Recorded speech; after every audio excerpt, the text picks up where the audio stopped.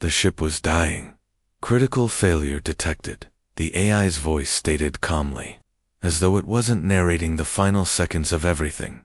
Inside the collapsing research vessel, Janus, Amelia Hart awoke to a world of chaos, alarms blaring, smoke hissing from cracked walls, and the lights flickering like dying stars. Her body was stiff. Her memory, worse, blank. Her name came to her like a whisper from a dream. She staggered forward, gripping the console. Status report, she croaked, her throat dry, her voice foreign. The AI obeyed. Multiple hull breaches, power core destabilized, auto-eject protocol in 60 seconds. What happened? She asked. You were in neural stasis? Ship intercepted by Valorian fleet. They have destroyed the mainframe. You are the last surviving human on board. Valorians, the word rippled through her like static, familiar, yet terrifying. She didn't remember their faces, but her body did. Her pulse spiked. The AI pulsed again, ejecting escape pod. No, wait. But the floor dropped beneath her. Her body hurled into the narrow coffin of metal and silence. The hatch sealed, and Janus her past, her answers, her mission was gone in a ball of fire and fractured steel, drifting now, alone in the void. The stars drifted slowly past her viewport, uncaring and endless. Amelia's breathing slowed. Her body still trembled, but her mind was doing something strange. It wasn't just remembering. She saw things, felt them. Her muscles moved with phantom habits. She remembered a violin's touch, though she had never played one. She knew the laughter of a child whose name she couldn't recall, and somewhere, deep inside her, she felt the weight of history pressing against her skin, millions of lives, joys, and failures. She was dreaming the past. No, not dreaming, living it. The AI's voice interrupted again. Amelia Hart, temporal specialist, Tier 9, mission objective, preserve neural architecture of human civilization. What does that mean? She whispered. You are the vault, the AI replied. Your mind was encoded with the entire cultural memory of Earth. Language, history, art, people. You are the last backup. No, she breathed, heart pounding. That's impossible. Genetic memory enhancement, combined with adaptive neural linkage. You volunteered. You were warned. Memory fragmentation was a risk. She shook her head, tears stinging her eyes. I don't remember volunteering. I don't remember me. The pod's trajectory shifted. A distant signal pinged back. Unidentified object approaching. Scanning for origin. Please, she whispered. To the stars, someone find me. Aboard the resistance ship, Aegis, rising. Captain Elias Reed studied the flickering pod signature. It's one of ours, his comms officer said. Single life form inside. Cryo-vitals stable. He leaned closer, jaw tightening. Rescue it. Bring her aboard. And prep the medbay. If it's who I think it is, this changes everything. When the pod opened, and cold mist hissed away, Amelia blinked against the light. Several figures in armored suits stood around her, weapons lowered, but not lowered far. One of them stepped forward and removed his helmet. A scar crossed his temple, but his eyes were kind. I'm Captain Elias Reed, he said, offering a hand. Welcome back, Amelia Hart. She blinked. Back, he nodded, lips tight. You were lost years ago. We thought the vault was gone, but here you are. She took his hand, trembling. I don't remember anything, just flashes, pain, music, fire. That's the vault inside you, Elia said softly. You're the last echo of Earth. The Valorians didn't just destroy cities, they erased everything. Data, culture, memory. We fought to save it. But you're all we have now. Amelia's breath caught. Why? She asked. Why would they erase us? Because they fear what they can't understand, he replied. Humans weren't the strongest, or the fastest. But we remembered. We learned. We adapted. That's what made us dangerous. He motioned her gently down the corridor. Come with me. We've got a lot to talk about. You're not just a survivor. You're our last weapon. She followed him in silence, unsure if she was walking into salvation or another war. But one thing rang in her mind, loud and certain. Her memories were not her own. They belonged to everyone who had ever lived, and that meant she would fight for them all. Amelia sat on the edge of a medical table, staring at her reflection in the mirror. Dark circles beneath her eyes, a small scar just under her jawline. None of it triggered recognition. She looked human normal, but nothing about her felt that way. Inside her mind, echoes stirred, fragments of people and places she had never lived. Captain Elias stood across the room, arms crossed. The scans are clear.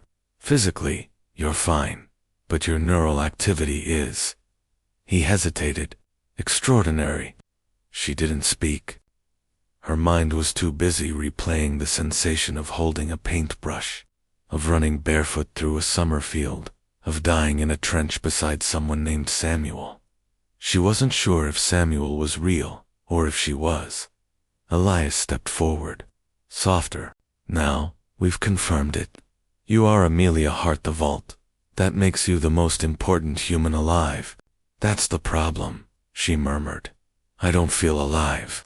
I feel like a container, like I'm full of ghosts.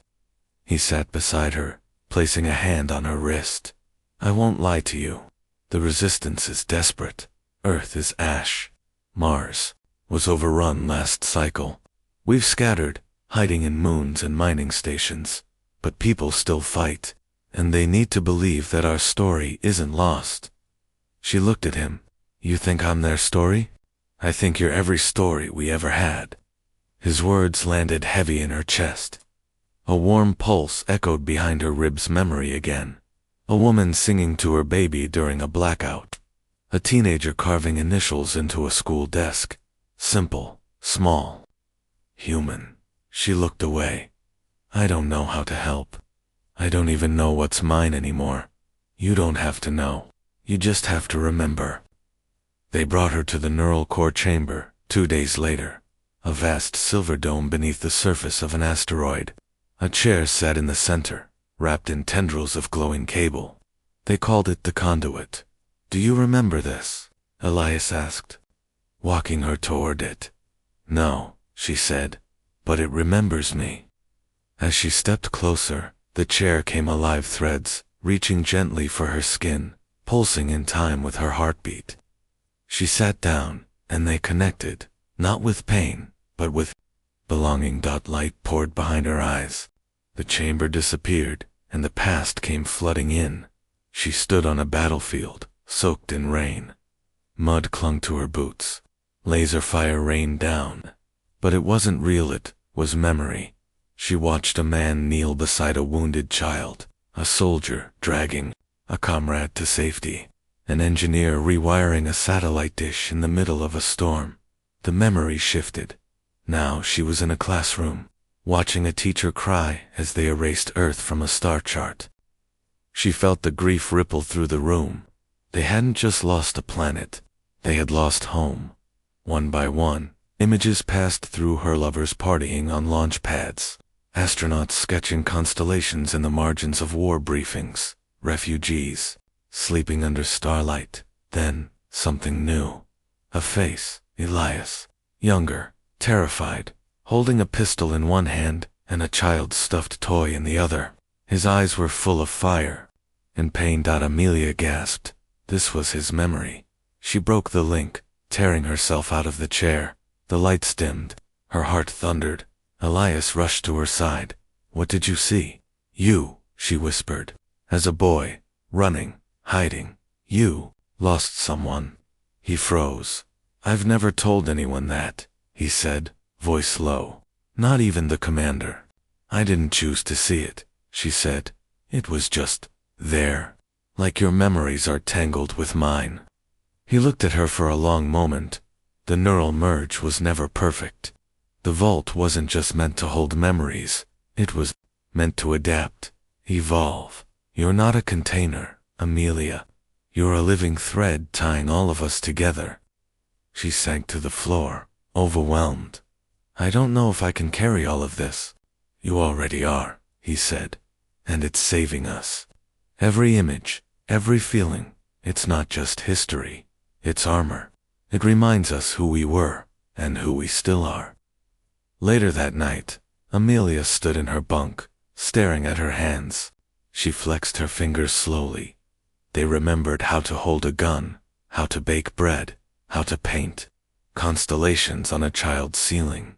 She didn't know which memories were hers anymore, but they were all real, all part of the great thread.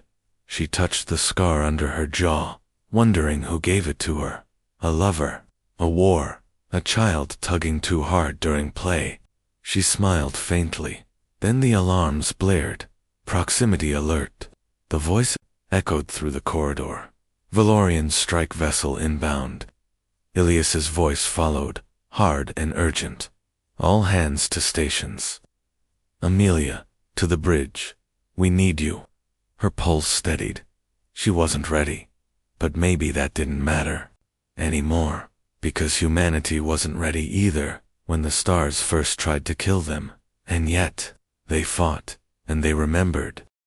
The Valorian strike vessel filled the viewports like a shadow swallowing the stars. Amelia stood on the Aegis Rising's command deck, surrounded by controlled panic crew shouting coordinates. Defense systems arming, countdowns barking in staccato. Rhythm. Red lights flashed along the ceiling, but she stood still, unshaken, because she wasn't in the present anymore. In her mind, she was in a hangar on old Earth, watching a pilot kiss his daughter goodbye. She was in a lunar forge, hearing laughter between hammer strikes. She was in a crowd of protesters singing through tear gas. Their voices pulsed in her chest. The Valorians had firepower, but she had humanity. We have 3 minutes until impact, Ilias said beside her, snapping her back. We can't outrun them, and the railguns won't pierce their shields in time. What about the conduit? She asked. He hesitated. You're still recovering. I don't care. Plug me in. Elias nodded sharply to his officer. Get her to the neural core, now. Amelia strapped into the chair, wires snaking into her spine and skull. Her breath trembled, but her mind was already slipping sideways into memory. The lights of the conduit dimmed, and she dove. She stood in a crumbling library, books burning around her. A woman shielded them with her body, whispering to a frightened boy, "They can burn paper, but not what's inside you." The memory shifted. She saw a surgeon operating during a blackout, a mother teaching her daughter algebra in a bunker, a young man placing a flower beside a friend's helmet. Their fear, their courage, their defiance, all of it surged into her chest, rising like a tidal wave behind her eyes. Back in the core, her vitals spiked. The ship's power grid surged with light. She's doing something. A technician whispered. No, Elias said, eyes wide. She's becoming someone. The Valorian vessel fired first a sweeping beam that lit the darkness like day. The Aegis Rising shuddered violently. Armor plating peeling dot. Then came the second blast. But it never landed. A shockwave of pure energy rippled out from the Aegis, not plasma. Not kinetic. Something else. It wasn't force, it was thought. Amelia screamed, and the memories spilled out. Not in words or data, but raw emotion loss, love, joy, pain, all of it, projected outward in a pulse the Valorians had never felt before. Inside their ship, the invaders reeled. Valorians had no memory echo, no historical continuity. They were cloned for obedience, grown in sterile tanks, optimized for war. They had never remembered. Now they did. They saw a child run through wheat fields, a poet die for his truth, a soldier drop his weapon to save an enemy. They saw faces, filled with hope, even when surrounded by fire, and for the first time in their engineered lives, the Valorians hesitated. They lowered their weapons and wept, Amelia collapsed inside the conduit, body trembling, vision fractured. Elias rushed to her side, holding her as she shook. "You did it," he whispered. "You stopped them." "I didn't stop them," she murmured. "We did. Every one of them, every memory." They spoke louder than war. Her lips were pale. Blood trickled from her nose. The process had taken more than just energy. It had taken pieces of her. "You need rest," Elias said. "No time," she whispered. "They'll come again." And this wasn't a victory. It was a message. She looked up at him. "They're not immune to memory. That means they're not immune to change." 2 days passed. The Valorian vessel remained in orbit, unmoving. A single pod had launched a peace envoy. Amelia, though weak, met them face to face. The Valorian delegate looked humanoid, but too perfect flawless skin, silver eyes, and no emotion on her face, until she spoke. "You made us feel," she said, quietly. "That was not permitted." "I didn't do it to hurt you," Amelia replied. "I did it because we are what we remember, and you were never given that choice." The Valorian blinked slowly. "Your species is chaotic, loud, inefficient, but beautiful." A pause. "We want to understand more." Elias stepped forward, tense. "And your armies?" "Returning to orbit," the delegate said, awaiting new instruction. "From who?" he asked. She turned to Amelia. "From her." The time machine. Amelia's breath caught. Not a soldier, not a weapon, a bridge. That night, Elias sat beside Amelia in the medical bay. She lay under soft lighting, still pale, but peaceful. "You made them stop," he said. "That's more than any fleet ever did." "I didn't show them strategy," she whispered. "I showed them stories." "Same thing," Elias said, smiling faintly. "One ends a life, the other saves it." She turned her head toward him. "You were in there too, your childhood. That moment with the toy." He blinked. "You saw that. I felt it. It gave me strength." He laughed softly. "And here I thought I'd buried that memory." "You didn't bury it," she said. "You gave it to me." Their hands touched, fingers gently intertwining. She wasn't just remembering anymore. She was becoming Dot, and for the first time, Amelia Hart believed that maybe being human was enough to save the stars. The Aegis Rising hovered in the shadow of a blue giant, its hull scarred, its crew quieter than usual. Peace talks had begun, but peace didn't come easy. Amelia sat alone in the observation chamber, staring at the stars. She hadn't plugged into the conduit in days. The ship's medical AI kept warning her of neural deterioration due to overexertion. But the real damage wasn't medical, it was personal.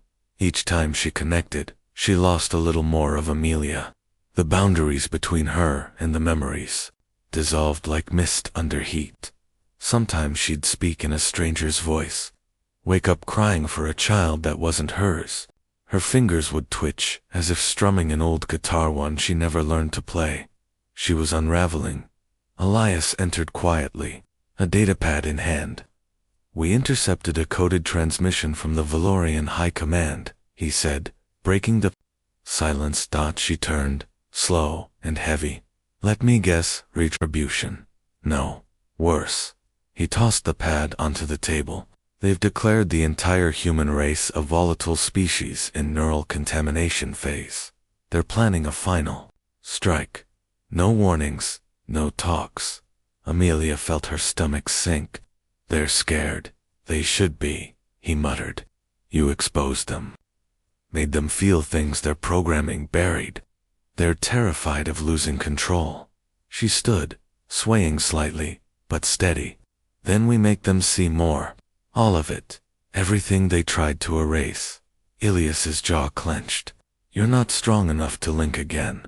"I have to be." He stepped closer, gripping her shoulders.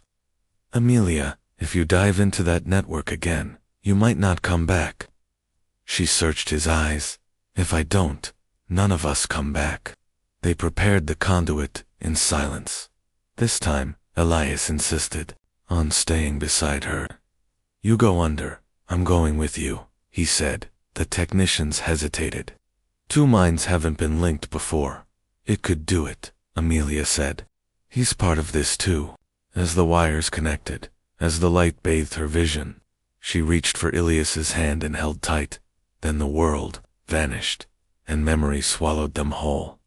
They stood inside a mosaic of time. Cities shimmered above deserts. Children played in snow. Ships rose over craters. Amelia looked at Elias. "Can you feel it?" He nodded, eyes wide. "It's overwhelming." "This is who we are," she said softly. "This is what they fear." But beyond the images, a black wall loomed at a blockade. The Valorian neural firewall. "I can't reach them," she said. "They've sealed themselves." Elias looked around. "Then let's break it." They joined hands and stepped forward, and the memories fought for them. The firewall cracked, like glass under heat. Inside, the Valorian mind space was sterile white corridors, empty rooms, hollow echoes. Then the humans arrived. Amelia and Elias poured themselves in, carrying with them love songs and lullabies, death poems and laughter, moments of terror and moments of light. They forced the Valorians to feel again. One by one, the alien minds reacted. Some rebelled, some shut down, but others paused. Inside one corridor, they found a Valorian child. That was impossible. Their species didn't reproduce biologically. Children didn't exist. But there he was, small, alone, afraid. He looked at Amelia, eyes trembling. "Who am I?" She knelt. "You're more than they made you to be." Tears shimmered. Then the world shook. The Valorian command AI roared through the memory space. "Unacceptable breach. Initiate cleansing protocol." The firewall began to collapse, dash imploding. Amelia screamed, clutching her head. "Too fast. I can't pull out." Elias gripped her, eyes burning. "Take the boy and run. I'll hold." The firewall opened. "No," she gasped. "You'll be trapped, Amelia," he whispered, leaning in close. "You showed me what it means to remember. Now let me give you a future." And before she could stop him, he pushed her through. She fell upward. Light swallowed her, and then silence. Amelia awoke in the medical bay alone. The conduit chair beside her was empty. "Ilias's vitals gone," she screamed. Doctors rushed in, trying to calm her, sedate her, but she fought them off. She tore the wires from her skin and stumbled. Down the hallway, he was gone. He had stayed behind in a crumbling memory space to give her this moment to let her escape. To preserve the bridge, the Valorian child had made it. He now slept in stasis, his mind untouched by doctrine. Proof that they could change. But Elias was nowhere. That evening, Amelia stood on the ship's top deck, eyes toward the stars. She clutched his dog tag in one hand and a datapad in the other. On it, the last thing he saw before she escaped, a memory his own. The night his mother died saving him during a raid. Her words, "We remember not just to survive, but to love." Tears streamed down Amelia's face. The cost of tomorrow had been paid. Now it was her job to make sure it was never forgotten. 2 weeks passed. The Valorian fleet hovered like specters beyond the asteroid's edge, silent, watching, not attacking, not retreating, inside the Aegis rising. The resistance waited, and so did Amelia. She stood at the bridge window, her reflection, pale against the stars. The conduit had been locked. The doctors said her neural system was on the edge, more overload, and she could vanish into the memory stream forever. But part of her was already gone. Elias hadn't come back, and neither had the part of her that smiled easily, that trusted people would survive just because they should. She'd lost him, but she hadn't lost his memory. She could still feel him, especially in the silences.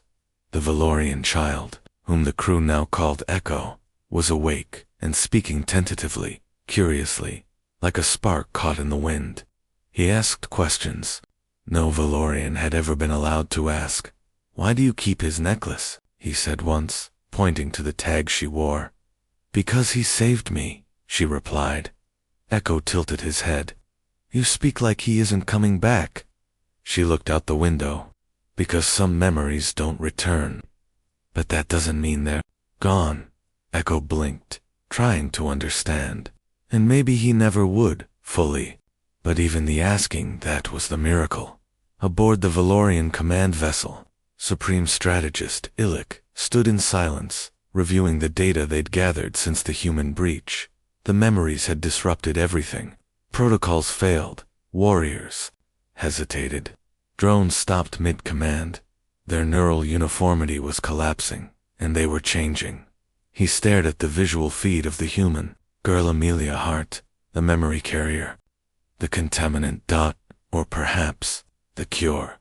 One of his lieutenants approached. "Strategist, a diplomatic transmission from the humans. It's the girl." "Play it," he said. Amelia's voice came through, calm, resolute. "You erased our worlds. We responded with memory, not missiles. We could have retaliated with violence. We chose meaning. We fought you not with fire, but with who we were." Illic folded his hands. "Now we ask for peace, real peace. Not because we fear you, but because even now, we believe you can change, not by force, not by assimilation, but by remembering." Then silence. She wasn't begging, she was offering. And in that offer, something long dormant stirred in Illic's chest. Not orders, not logic.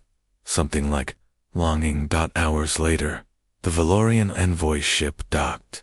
Amelia stood waiting. This time, Illic came himself. He was taller than she expected, metal gray skin gleaming under the lights, but his posture unsure, like a student out of place. They regarded each other quietly. Behind Amelia, Echo peeked out, hiding behind her leg. Illic looked at the child, then at her. "He is not like us." "No," Amelia said. "He's better." Illic lowered his eyes. "And the one who gave him to you?" "Gone," she said, "but never forgotten." A silence passed between them. Not cold, not hostile. Shared. "Your people have infected mine," he said finally.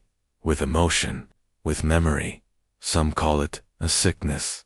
And what do you call it? Hope." The treaty was signed in stardust. No flags.